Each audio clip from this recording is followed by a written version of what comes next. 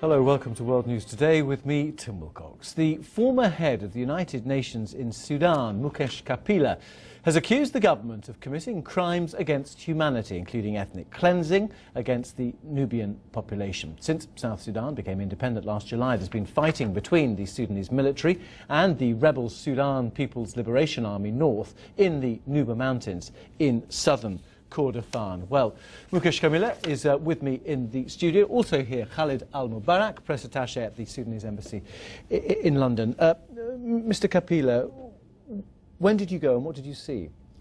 It was last week, and I went to South Sudan and saw the refugees from the Nuba Mountains there, and then moved into the Nuba Mountains themselves.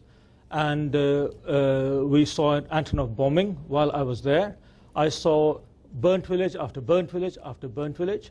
I saw fields on smoke. I saw women and children running away from the Antonov. I saw landmines. I saw cluster bombs, and I saw dead bodies. We've got some footage, I think, filmed last year by our correspondent Will Ross. This is in July, showing the aftermath of some of this violence. Is there any way that these could have been targeted strikes against fighters, or was this indiscriminate bombing?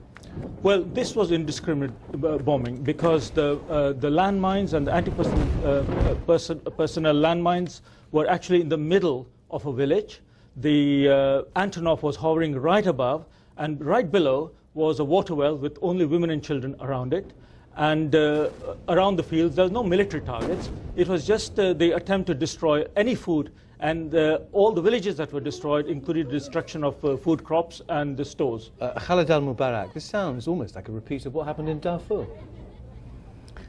No. The person sitting next to me has nothing to do with the United Nations. He works for Aegis Trust. Aegis Trust. And Aegis Trust had a checkered history in this country. Is that relevant, in 2007, is that relevant in terms of what he claims to have seen, though, last week? Well, he works for an organization which has not been famous for accuracy or honesty. It claimed 400,000 people were killed in Darfur, and the advertising authority in this country said that was inaccurate, and they were proved wrong. So he is speaking for an organization which has not been famous for honesty. Okay, are you denying that these attacks have taken place? Of course I'm denying that attacks, as he said, targeted, because earlier on he also spoke about genocide. And in 1995, there was a book published here in London about genocide against the Nuba. So this is a well-oiled campaign. You slightly clarified the denial of the attacks. Are you denying the attacks a full stop, or are you saying that some attacks have taken place there, but they were specifically targeted against fighters? That's what you are saying. No, I'm asking you. What I would like to say is this, that there is proxy war against my country, and that he has now confessed that he entered through the southern Sudan into the Sudan proper. There is proxy war, and in proxy war you don't expect bouquets of flowers, of course. The army has to defend itself against the rebels, and the rebels themselves. So these attacks were in self-defense? Of course, I thought you were denying that the attacks had taken place. You're now saying that this was in self-defense.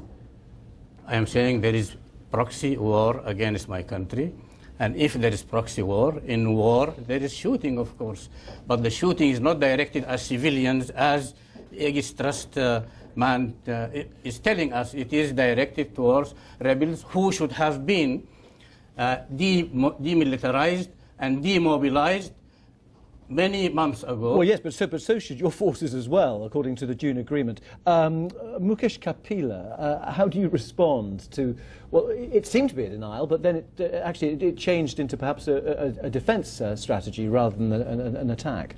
Well, I can only speak from the evidence of what I've seen with my own eyes, and we've got films and videos and testimony. I think the only way to settle this is to refer the matter to the Security Council for a formal inquiry, like in the case of Darfur, and the referral to the International Criminal Court. Also, may I add that even in the conduct of hostilities, international law says that you do not target civilians. I cannot understand how the sort of attacking churches, for example, while the mosque next door is remaining completely undisturbed.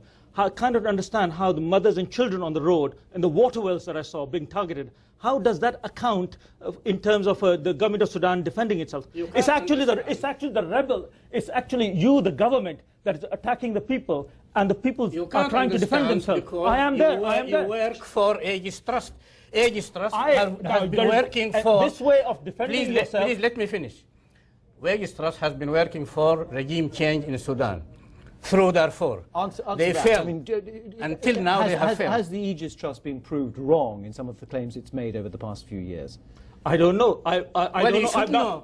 You are working for them. They pay you. You should know. I have not been working for the Aegis Trust all my life. You are not so naive. Of course, I'm not naive, and I am going on the evidence of my own eyes. I dare you to provide access so that independent observers can see for themselves. I have been to that area. Gentlemen, on that point, I have been to that area, but you are paid by an organization.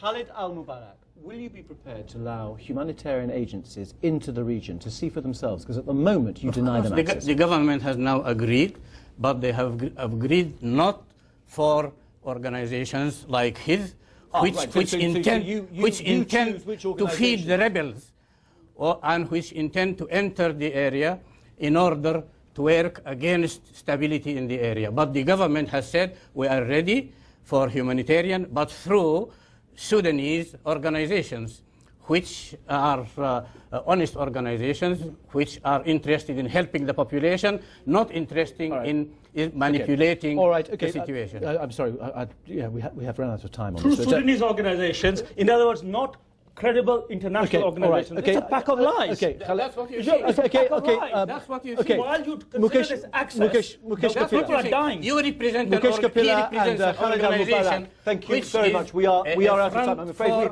we have extreme right in Israel. We have a structured program, and I'm afraid we have no more time for you, but perhaps we can continue this later on off air. Thank you very much. Time to